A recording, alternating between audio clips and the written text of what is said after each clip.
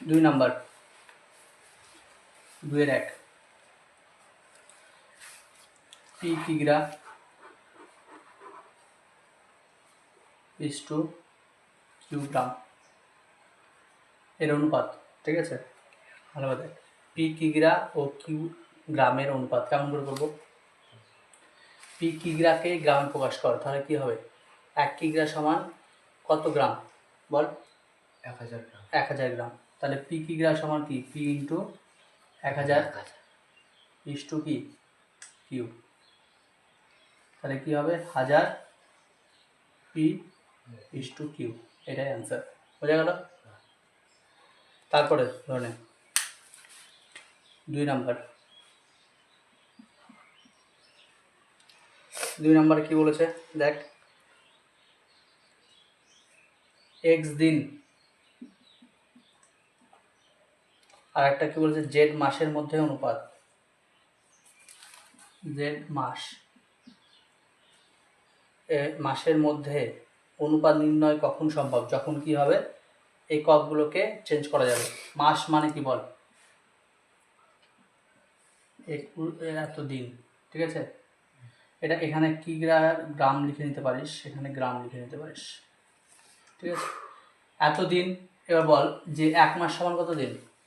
30 দিন। তাহলে জেড মাস সমান কত হবে? 30 ইন্টু জেড।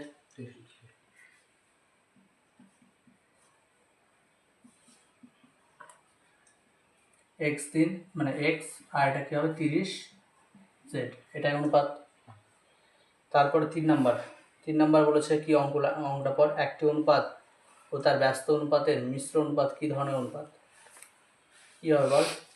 একটি অনুপাত ও তার ব্যস্ত অনুপাতের মিশ্র অনুপাত হয় সমানুপাত। কেমন একটা উদাহরণ দিয়ে দেখাচ্ছি দেখ। ধরে 3:5 আছে, অনুপাত আছে, এর ব্যস্ত অনুপাত কি হবে? 5:3 হবে না? এর ব্যস্ত অনুপাত কি? 5:3। এবার এদের মিশ্র অনুপাত কি হবে? এই দুটো অনুপাতের মিশ্র অনুপাত কি? 3-এর সাথে এই 5 গুণ, 3 গুণ 5, আর এই 5-এর সাথে এই 3 গুণ, তাহলে কি হবে? 5 গুণ 3, মানে একই তো। এইদিকে 15 হলো, এইদিকেও 15 হলো, তাহলে কি সমানুপাত হলো না? অতএব অ্যান্সারটা কি হবে? 3 নাম্বার সমানুপাত। ঠিক আছে, সমানুপাত হবে। তারপরে আইভি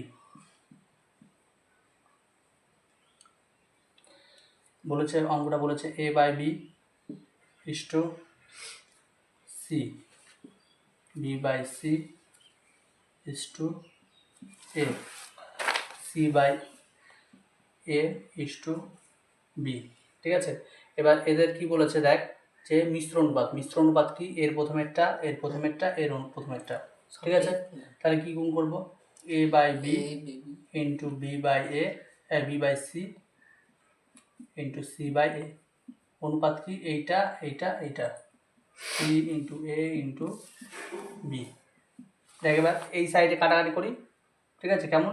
এটা কাটা এটা কাটা, এটা কাটা এটা কাটা, আর এটা কাটা এটা কাটা, তাহলে কি থাকলো? এদিকে 1 থাকলো, আর এইদিকে কি থাকলো? গুণ এ বি সি। তাই তো হয়ে গেল? বুঝতে পারলি?